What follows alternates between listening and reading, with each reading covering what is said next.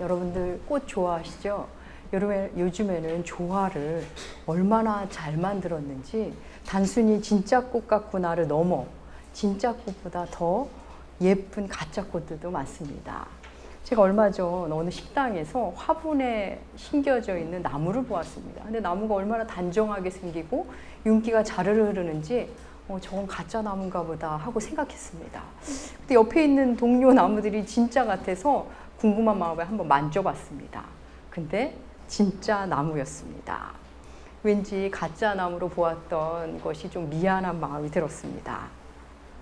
생명이 없는데 생명이 있는 것처럼 보이는 것들도 있고, 반대로 분명히 생명으로 가득 차 있는데 우리의 아둔한 눈이 미처 못 알아보는 경우도 있습니다. 그 실체는 허상이건만 근사한 외형 같은 것도 있고, 반대로 외형은 좀 볼품이 없지만 진짜 생명을 갖고 있는 실체는 정말 대단한 것들도 우리 주변에 많습니다.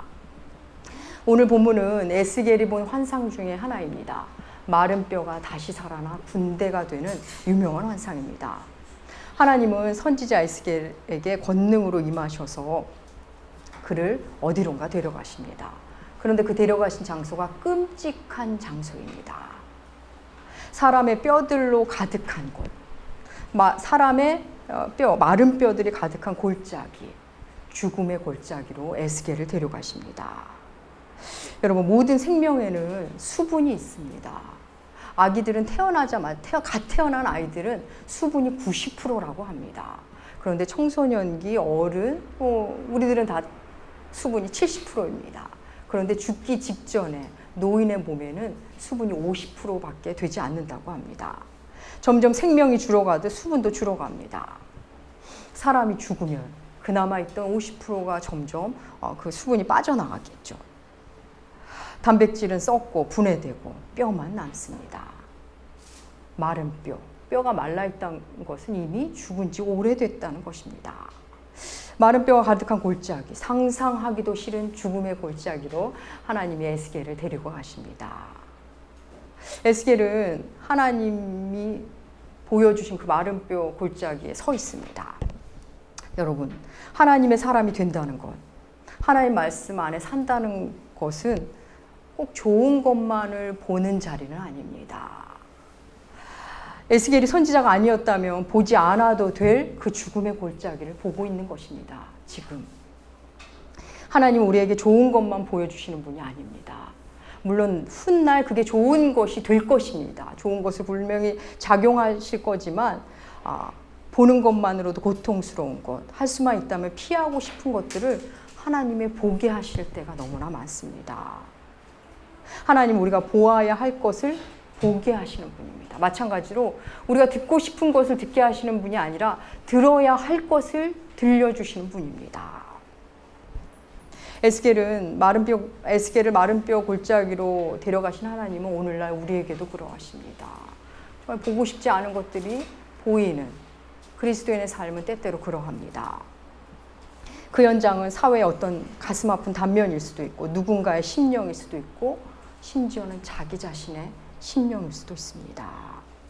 어디서부터 손을 대야 할지 모르겠는 그런 상황, 도무지 희망이라고는 찾아볼 수 없는 그 절망의 현장, 마른 뼈 같은 돌처럼 굳어버린 어떤 심령, 마른 뼈가 되어버린 어떤 관계, 하나님을 몰랐을 때는 보이지 않던 그 마른 뼈들이 예수 안에서 보이기 시작합니다.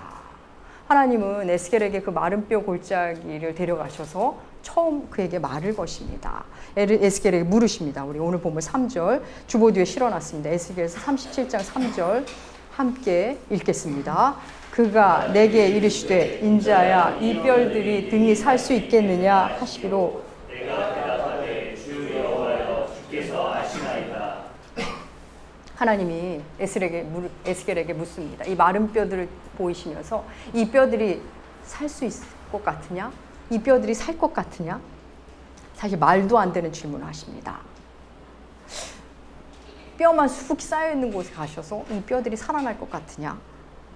여러분, 물음이라는 거, 질문이라는 거 사실 질문이 내게 온다는 것은 나를 생각으로, 사유로 초대하는 것입니다. 그 질문을 받기 전에는 전혀 생각해보지 않았던 것을 질문을 통해 우리는 생각하게 됩니다.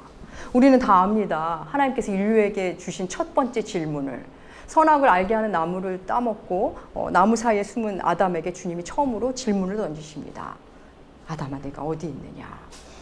여러분, 여기서 하나님의 질문은 아담이 어디 있는지 몰라서 하시는 질문이 아닙니다.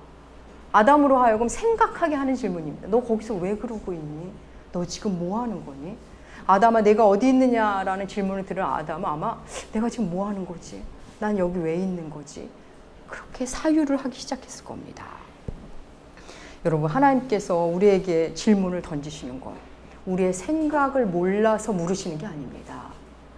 전능자가 왜 우리의 생각을 모르시겠습니까? 우리의 생각을 아시는데도 물으십니다. 그 이유는 우리 자신이 우리의 생각을 모르기 때문입니다. 그 질문을 받기 전에는 그 사안에 대해서 내가 어떻게 생각하는지 우리는 모릅니다. 근데 답변하려고 생각하다가 내 생각을 발견하게 됩니다. 아, 내 마음에 이런 생각이 있었구나를 질문을 통해 비로소 만나게 됩니다. 그래서 하나님은 때때로 우리 생각에 무르나 마나한 것을 물어보시고 전혀 생각해보지 않은 것들을 우리에게 질문으로 주십니다. 하나님의 질문을 들으면서 우리는 당연한 것을 물으실 때는 그게 사실은 당연한 게 아니었구나를 만나게도 되고, 전혀 생각하지 못한 물음을 들을 때는 그 답을 찾아가는 여정에서 완전히 새로운 시야를 우리에게 주시기도 합니다. 마른 뼈들 앞에 서 있는 에스겔에게 하나님 물으십니다. 이 뼈들이 살아날 것 같으냐? 에스겔은 답합니다. 주 여호와여, 주님이 아십니다. 여러분, 이 에스겔의 답변이 어떠십니까? 에스겔의 답변을 생각하기에 따라 매우 지혜로운 답변으로 여길 수도 있고, 야, 잘 빠져나간다, 정말 애매하게 그 답을 잘 빠져나가구나로 보일 수도 있습니다. 마른 뼈들이 살아난다고 하기에는 사실 말이 안 되고, 그렇다고 살 수 없다고 하기에는 하나님의 능력을 알고는 있습니다. 하나님의 능력도 알고 하나님에 대한 지식은 있는데 내 안에 확신이나 믿음은 좀 부족한 자들이 이렇게 대답할 수도 있을 겁니다. 인간적으로 생각하면 도무지 일어날 수 없는 일이지만 하나님은 전능자시기에 하나님이 원하시면 충분히 일어날 수 있는 것 같습니다. 에스겔의 답변은 주님은 아십니다입니다. 하나님과 깊은 교제, 주의 임재를 이미 여러 번 경험한 에스겔은 이제 그 답조차도 하나님께 맡겨드린 사람이 된 것입니다. 여러분, 오늘 본문의 이 마른 뼈가 무엇을 상징하는지 성경은 명백히 밝힙니다. 이 마른 뼈는 바벨론 포로 상태인 이스라엘입니다. 에스겔서 37장 11절, 우리 함께 읽겠습니다. 또 이르시되 인자야, 이 뼈들은 이스라엘 온 족속이라. 그들이 이르기를 우리의 뼈들이 마르고 우리의 소망이 없어졌으니 우리는 다 멸절되었다 하느니라. 이스라엘은 바벨론에 의해 멸망한 상태입니다. 북이스라엘은 이미 아수르에 의해 오래전에 멸망한 상태고, 남유다 역시 바벨론에 의해 멸망해 일부는 바벨론 포로로, 일부는 이스라엘 본토에 남아서 식민 백성으로, 또 일부는 여기저기 흩어져 살고 있었습니다. 이스라엘 민족이 포로 생활하면서 여러분 무엇이 제일 힘들었을 것 같습니까? 그럼 포로 생활은 물론 힘듭니다. 먹고 사는 문제도 분명히 힘들었을 겁니다. 하지만 그들이 가장 힘든 것은 하나님의 백성으로서 하나님을 예배할 수 없다는 것이 가장 고통이었습니다. 포로 생활 물론 힘듭니다. 그럼에도 다니엘 같은 인물은 바벨론 정부의 관직에 오르기도 했습니다. 바벨론에서 잘 정착한 사람은 후에 이스라엘 본국으로 돌아갈 때 돌아가지 않은 사람도 있었습니다. 돌아가기 싫어한 사람도 있었습니다. 힘들어도 나름 적응하며 살면 살 수는 있지만 하나님을 예배하지 못하는 그들의 모습은 시간이 흐를수록 마른 뼈가 될 뿐입니다. 사랑하는 여러분, 하나님을 떠난 사람은 아무리 풍족해도, 일이 잘 되는 것 같아도 그의 영혼은 점점 말라갑니다. 아무렇지 않은 듯 밥을 먹고 잠을 자고 일상생활을 하고 있지만 그의 영혼은 마른 뼈가 되어갑니다. 하나님이 이어 에스겔에게 할 일을 주십니다. 너는 이 마른 뼈에게 내가 할 말을 나의 말을 대언하라. 대신 나의 말을 해라. 이렇게 말씀합니다. 우리 에스겔서 37장 4절 함께 읽겠습니다. 또 내게 이르시되 너는 뼈에게 대언하여 이르기를 뼈들아 여호와의 말씀을 들을지어다. 예. 하나님께서 에스겔에게 너는 내 말을 이 뼈들에게 하라고 하십니다. 뭐 얘가 살아나겠느냐 물은 것도 참 어이없는 물음이셨는데 이번에는 마른 뼈들에게 말을 하라니 말도 안 되는 일을 에스겔에게 하라 하십니다. 하나님께서 에스겔에게 마른 뼈에게 하라 하신 말의 내용은 이렇습니다. 너희 마른 뼈들아 들어라. 내가 생기를 너에게 들어가게 하리니 너희는 살아날 거야. 너희가 힘줄이 생기고 살같이 덮이고 가죽이 덮이고 그리고 생기를 불어넣어서 너희를 살아나게 할 거다. 너희는 내가 여호와인 줄 알게 되리라. 그 말을 전하라 하십니다. 에스겔은 하나님이 하라는 대로 합니다. 그 말씀을 그대로 대언합니다. 놀랍게도 대언하는 중에 뼈가 뼈를 서로의 자리를 찾아가고 맞추며 연결되어 사람이 됩니다. 마치 영화 필름이 거꾸로 돌아가는 듯한 일이 벌어집니다. 하지만 생기가 들어가기 전까지는 아직 시신일 뿐입니다. 마른 뼈에서 그저 형태를 갖춘 시신일 뿐입니다. 가짜 꽃, 가짜 나무와 같은 그냥 그런 모습일 뿐입니다. 하나님은 이어 에스겔에게 이렇게 말하라 하십니다. 오늘 본문 9절과 10절, 에스겔 37장 9절 10절 함께 읽으시겠습니다.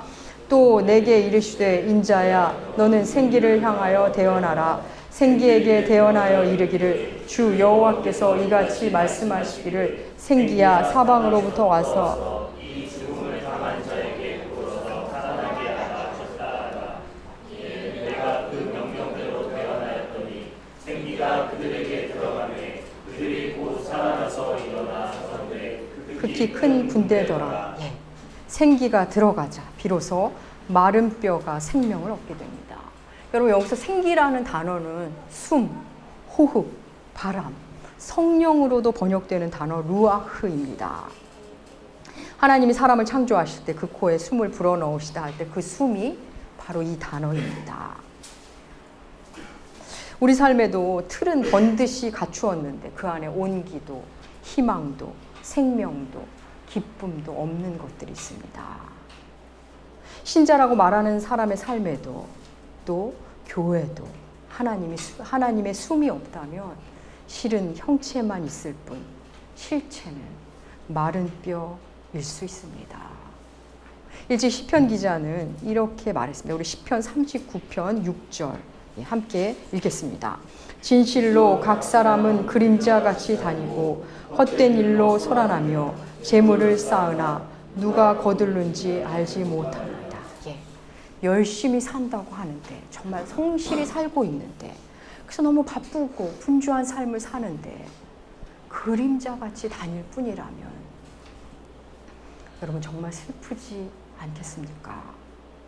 이 땅의 시선으로 보면 그럴듯하게 살도 붙어 있고 구조도 괜찮은데 겉모습은 전혀 문제가 없는데 심지어는 사람들이 부러워하고 있는데 그 속사정은 마른 뼈이고 그저 그림자에 불과한 사람들, 관계들, 조직들이 있습니다. 부모와 자녀 관계, 스승과 제자 관계, 남편과 아내 관계, 그리고 교우와 교우들, 교회와 교우들. 틀은 갖춰져 있는데 죽어있는 관계들, 죽어있는 조직들이 있습니다. 하나님의 숨이 필요합니다. 여러분 교회 안에서 저는 가장 두려운 것을 꼽으라면 성령 없이 하나님의 일을 하는 것입니다. 하나님의 숨인 성령 없이 성령보다 앞서서 뭔가 열심히 계획하고 일을 할 수 있다는 게 너무나 두렵습니다. 하나님의 숨이 없이 하나님의 숨을 가진 척 할 수 있다는 것입니다. 하지만 그것은 결국 마른 뼈이고 그림자에 불과합니다. 100여 년 전 조선 땅에 복음을 들고 온 선교사 언더우드, 그의 시선에서 조선은 마른 뼈 그 자체였습니다. 그가 조선에 와서 본 것은 어둠뿐이었습니다. 조선을 사랑했지만 당장 눈에 보이는 것은 절망과 고통뿐이었습니다. 그는 척박한 조선의 땅을 하나님께 기도합니다. 선교사 언더우드의 기도문, 그 간절한 기도문을 주보에 실어놨습니다. 제가 그의 기도문을 읽어보겠습니다. 언더우드의 기도입니다. 주여, 지금은 아무것도 보이지 않습니다. 주님, 메마르고 가난한 땅, 나무 한 그루 시원하게 자라오르지 못하고 있는 땅에 저희들은 옮겨져 앉았습니다. 이 넓고 넓은 태평양을 어떻게 건너왔는지 그 사실이 기적입니다. 주께서 붙잡아 뚝 떨어뜨려 놓으신 듯한 이곳, 지금은 아무것도 보이지 않습니다. 보이는 것은 고집스럽게 얼룩진 어둠뿐입니다. 어둠과 가난과 인습에 묶여있는 조선 사람뿐입니다. 그들은 왜 묶여있는지도 고통이라는 것도 모르고 있습니다. 고통을 고통인 줄 모르는 자에게 고통을 벗겨주겠다고 하면 의심부터 하고 화부터 냅니다. 조선 남자들의 속셈이 보이질 않습니다. 이 나라 조정의 내심도 보이질 않습니다. 가마를 타고 다니는 여자들을 영영 볼 기회가 없으면 어쩌나 합니다. 조선의 마음이 보이질 않습니다. 그리고 저희가 해야 할 일이 보이지 않습니다. 그러나 주님, 순종하겠습니다. 겸손하게 순종할 때 주께서 일을 시작하시고 그 하시는 일을 우리들이 영적인 눈으로 볼 수 있는 날이 있을 줄 믿습니다. 믿음은 바라는 것들의 실상이요 보지 못하는 것들의 증거니 라고 하신 말씀을 따라 조선의 믿음의 앞날을 볼 수 있게 될 것을 믿습니다. 지금은 우리가 황무지 위에 맨손으로 서 있는 것 같사오나 우리가 서양 귀신, 양귀자라고 손가락질을 받고 있사오나 저희들이 우리 영혼과 하나인 것을 깨닫고 하늘나라의 한 백성, 한 자녀임을 알고 눈물로 기뻐할 날이 있음을 믿나이다. 지금은 예배드릴 예배당도 없고 학교도 없고 그저 경계와 의심과 멸시와 천대함이 가득한 곳이지만 이곳이 머지않아 은총의 땅이 되리라는 것을 믿습니다. 주여, 오직 제 믿음을 붙잡아 주소서. 여러분 어떠십니까? 언더우드의 절망, 그리고 그 절망 속에 간절함이 느껴지십니까? 선교사 언더우드가 당시 조선 땅에 와서 본 것은 마른 뼈였습니다. 과연 나무 한 그루 자랄 수 있을까 싶은 척박한 땅이었지만 그는 하나님의 말씀에 순종했습니다. 말씀을 대언했습니다. 그렇게 하나님의 생기가 어둠의 땅 조선에 들어왔습니다. 마른 뼈 골짜기에서 일어난 기적, 그 시작에는 에스겔의 순종이 있었듯이 선교사 언더우드의 순종이 있었듯이 복음의 씨앗이 뿌려진 곳에는 반드시 하나님의 사람들의 순종이 있습니다. 에스겔은 이 마른 뼈들이 능히 살겠느냐, 살 것 같으냐 하나님께서 물으실 때 주께서 아시나이다 라고 답했습니다. 저는 말씀 사역자로서 하나님 앞에 설 때 하나님께서 가끔 저에게 물으시는 듯 합니다. 저 사람들이 달라질 것 같으냐? 이 상황이 회복될 것 같으냐? 저는 아무 말도 할 수 없을 때가 있습니다. 다만 에스겔을 흉내를 내봅니다. 주님이 아십니다. 하나님 앞에서 가능성이 없다는 말을 저는 도무지 할 수 없습니다. 제가 만난 하나님은 언제나 가능성이셨습니다. 죽음 앞에서조차도 하나님은 언제나 가능성이셨습니다. 그래서 저는 죽음을 앞둔 사람 앞에서도 그 영혼을 도무지 포기할 수 없었습니다. 사랑하는 여러분, 에스겔은 마른 뼈들 앞에서 말씀을 대언했습니다. 어쩌면 그는 대단한 기대를 안 했을지도 모릅니다. 하고 싶지 않았을지도 모릅니다. 다만 분명한 것은 그가 하나님의 말씀에 순종했다는 그 사실 하나입니다. 그렇습니다. 하나님은 순종하는 그 사람을 통해 일하십니다. 에스겔에게 질문하셨던 그 하나님이 오늘날 우리에게도 질문하십니다. 말씀하십니다. 내주하시는 성령께서 내면의 음성으로, 어떨 때는 내 목소리로 나에게, 나의 언어로 질문하십니다. 그 질문 앞에 사유하시기 바랍니다. 자신의 생각을 발견하시기 바랍니다. 또한 하나님 우리에게 대언하라고 말씀하십니다. 이건 목회자에게만 주신 말씀이 전혀 아닙니다. 그리스도인에게 주는 말씀입니다. 대언하라. 나의 말을 전하라. 사랑하는 여러분, 여러분은 하나님의 말씀을 누구에게 대언하시겠습니까?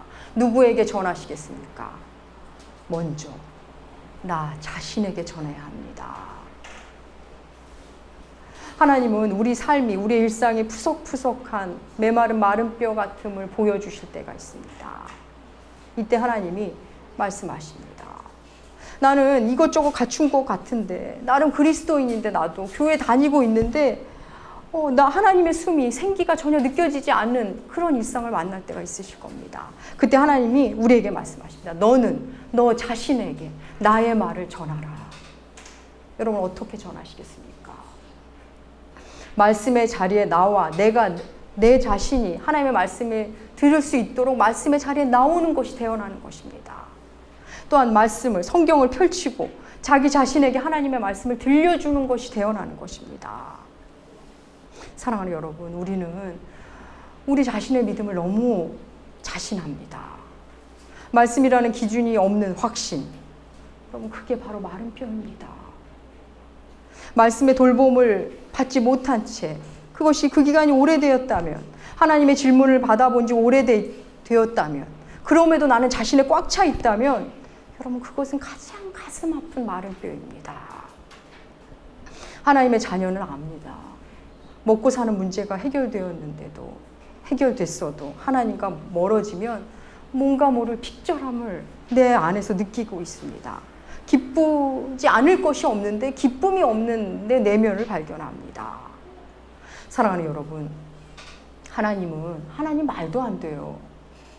어떻게 그렇게 해요? 내가 왜 그래야 돼요? 이런 사람을 통해서는 믿음의 역사가 일어나도록 하지 않으셨습니다. 그런 마음 자세의 사람에게 믿음의 역사가 일어나지 않습니다. 뼈가 붙고 힘줄이 생기고 살이 입히고 가죽이 덮여도 하나님의 숨이 없으면, 성령이 없으면 그냥 예쁜 가짜 나무일 뿐입니다. 여러분 놀라운 것은 가짜 꽃, 가짜 나무는 시들지 않는다는 겁니다. 계속 싱싱해 보인다는 겁니다. 사랑하는 나무교회 교우 여러분, 마른 뼈 골짜기 나와 무관한 곳이 아닙니다. 마른 뼈의 상태에서 벗어났다 해도 생기가 없다면 마른 뼈와 크게 다르지 않습니다.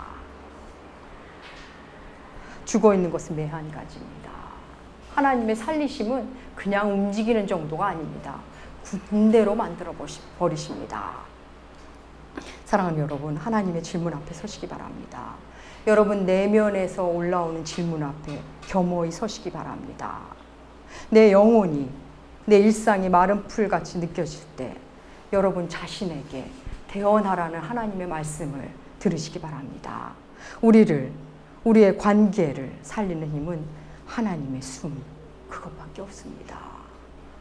사랑하는 남교회 교우 여러분, 여러분의 남은 날들 하나님의 숨을, 그 생기를 흠모하시고 더욱 구하시는 여러분들 되시기 바랍니다. 기도하겠습니다. 하나님 아버지 감사합니다. 마른 뼈 골짜기를 바라본다는 것이 너무나 고통스럽지만 결국 그 골짜기를 생명의 골짜기로, 하나님의 군대의 본거지로 만드시는 하나님이심을 믿습니다. 하나님, 우리에게 매일매일 생기로 오시옵소서. 우리의 일상, 우리의 관계, 우리의 상황이 다시 생명으로, 그 생명이 주는 기쁨으로 넘치게 하여 주시옵소서. 감사드리며 존귀하신 예수님의 이름으로 기도합니다. 아멘.